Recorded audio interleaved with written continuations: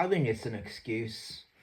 I think these guys in these facilities that had a hand in getting me excluded, I think they hold onto slavery and they don't need to. And I think this is, when these influencers make these videos on, why people do certain things, I think I hold on to ancestors as a goal, and I think that this is the thing. When I have gone to these facilities like a rat, going around and around and around, like, that's what rats do. They go around in circles. It's repetitive. It's a loop. It never stops. That's the equivalent of Wolverhampton. And I did that for 20 years. I'm 27 now, and I quit Wolverhampton. And I would like to say I quit in 2017. And the reason I say this is because, I was here and I started to really look around, and I started to look at these photographs, these people, and I started to look over our habits and certain things that people used to do. We will touch on the slavery in a moment, the Matrix and whatnot. I think the thing to understand or take from this is, people come and people go, and I wish it was like that in these facilities. I wish guys had gone to school and college and worked part-time jobs, and this develops kids understanding of how the real world works. Because when you don't learn income or taxes or certain strategies, when you listen to Trizzy and Andy, and they're going back to back on some of these policies and some of these governments, some of these outdated ways of living. You basically like buying a house and renting a house and paying off a mortgage and stuff like that. Just how people live today.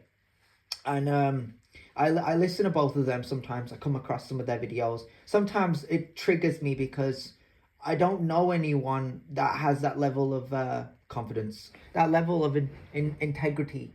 And integrity is a vital part of being a human being, because you have consciousness, right? You're conscious, you're aware of everything you do. Like me, people used to assume when I did negative things, or like I kicked off in class, or I had attitude problems, or I was swearing at certain things, anger management problems. Yeah, I had so much anger, bro. When I started to train, and I started to train with guys like Ram, I felt like I brought it down a bit because I got to control my anger. And I think when I was able to train with those guys and smash the pads and build that level of chemistry with the people, with the guys, with the mandem, and the instructors, it opened up doors for me. I wouldn't say out here, but like in my head, I started to really visualize, where it was going and what it was doing for me. And it was very detrimental for my way, for my way forward. That some people do it and they don't really see a way forward. They just go, I train now. You're not training. For me, I did. And I'm always blown away still to this very day, because it's real. And I would say I never read a book of the law of attraction. I never read any book.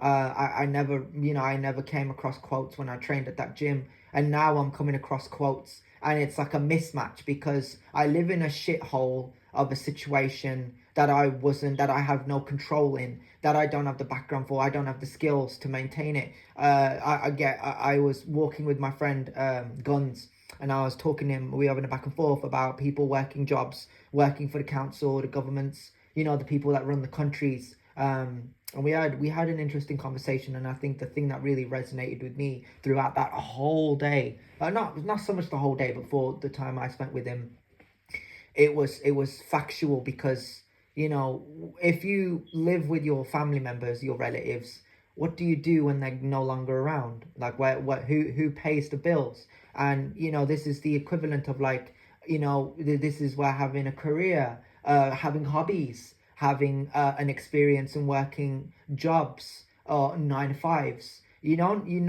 I've heard so many people say you don't need to go to school, you don't need to go to college. If you have, that's excellent, but you don't need to, and you don't need to go to university. You just need to have the skills of how to, it all comes from the power of the mind. So you have to unlock people skills, which is communicating with people, communicating with customers. If you ever want to work in a business, you have to be very you have to be equivalent. You have to be very exceptional. You have to be able to, meet the requirements of that business. And I would never work. For me personally, I would work for somebody else, but I would prefer to work for relatives. But then I would branch out to maybe work for myself. And I think this is the thing. I think even when I was younger and I was doing school and college, it didn't really appeal to me working for other people. I did several work experience placements. I wanted to work a job for a very long time. I think when I was younger, before I turned 18, I think that there had been several back and forths. I had a very horrible experience, especially when I went to Paget Road in Bilston College. They were the same college, they had the same name, but they were two different campuses. There was Juniper, there was Fireworker, and also New Park. So I had a bit of experience from all of them, to make me who I am right now. And I wouldn't go as far as to say I'm a well-known person, but I show up and I make things happen and I bounce.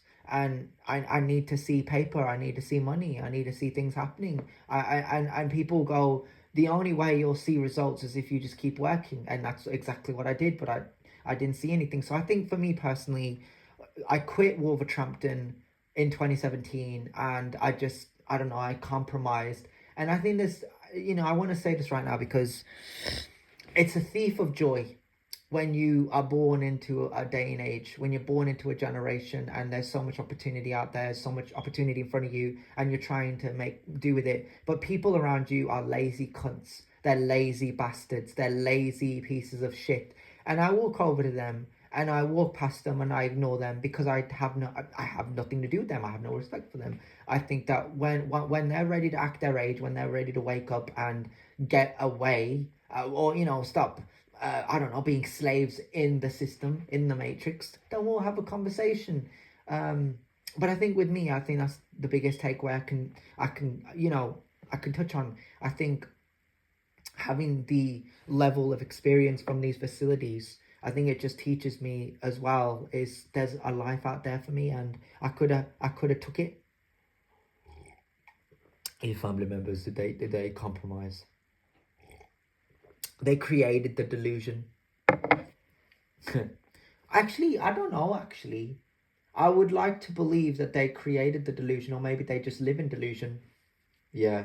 But I'm also a bit of a hypocrite sometimes, because I touch on equality, and equality doesn't work. Like I said, like I personally can't live in equality, and the reason I can't is because I'm a man, right? And I don't do pronouns. I would never do it. If people believe in them, I go, cool, okay.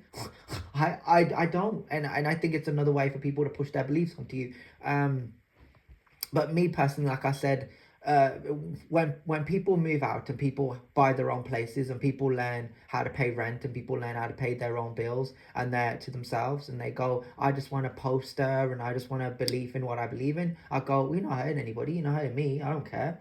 You're not hurting anybody. I don't really care. I think there are too many people out here that are worried about what other people are doing, what other people are up to, instead of worrying about themselves, worrying about their careers, worrying about where they are going with their lives. And I never had that problem. Like, I go back to the gym, I go back to training with those guys, Pavin, Jesse's brother, Ranjit's sons, Ram, he had a brother, Tyrese. I didn't meet Josh McCarthy at that gym, I met him at Juniper. There was so many more so many more men that I got to know over those years, five long years. And my biggest takeaway, or regret if you will, is not being able to train enough with them, and that it ended prematurely. But I think it just goes to show I think wherever I went in Wolverhampton, I think I was meant for more. I think I was meant to leave Wolverhampton. I think that I was destined to go on and make it happen. And I think the worst part was I leaned on it because I really believed in people, or the way of life. And the way of life is you. You are the way of life. your vessel, your mind, what you speak is a way of it's a way of living. It's the way of life. You have to teach yourself these valuable life lessons. You have to repeat them. You have to go, I want better for myself. I can do this. And constantly repeat it. Constant repetition is from the book of the law of attraction. And you repeat these quotes to yourself. You say, I'm going to have that house. I'm going to be independent. I'm going to see results. And I'm not going to stop working until I see them and see it until I see it happen. And there are so many people out here, they get they jump on a bus and there's somewhat magically it's happened. But for me, I was on a bus and it never happened. Yeah. I want to know what bus it is. The point I'm trying to make here is it's you at the end of the day. You're the mind. You're the problem. You're the vessel. You're the only limitation. It's you. And I wouldn't necessarily go so far as to say I'm a problem, because I don't do limitations. I don't live, but I don't hide behind my inhibitions. I don't hold things back. I don't repress. I just go forward. And when I went to Juniper, it's kind of hard for me to say this. When I was walking next to Josh, just let it out. When I was walking next to him, I had so many opportunities to share with him what I had gone through. I probably did. I probably did. But I think the thing is I just want a positive outlet in life. I want a life, and I want to make the decisions and live with them, and I want to be able to share them and share ideas. And I think in a place like Wolverhampton, it's how to stay limited. And a lot of people I knew, it's how to stay the same. It's not how to change, how to evolve. And I think this is the greatest quote I ever wrote. I think I shared in 2017 was, you can't change them because they'll always be the same. And I think that always depends on the person, the level of context, right? Who you're saying it to or stating it to. And at the end of the day, if they have the ability to change, what they're doing, their direction in life. But I ultimately think it goes back to you. But the thing is, I was always willing to take a risk. I was always willing to see it through to the end. I kicked down doors. I would never pick up a door and go, oh, shit, that door's broken. I would turn a light on and leave it on. But I think for a very long time, the light switch has been broken because the light is realistically off. I can't turn it on, and I'm trying so hard to turn it on. And maybe that's just Wolverhampton. Maybe the light switch is broken. Maybe the life that I would have wanted in Wolverhampton never existed. Maybe I never existed in Wolverhampton. Maybe I should have left a long time ago and never looked back. And that's my problem. My problem is I overindulged.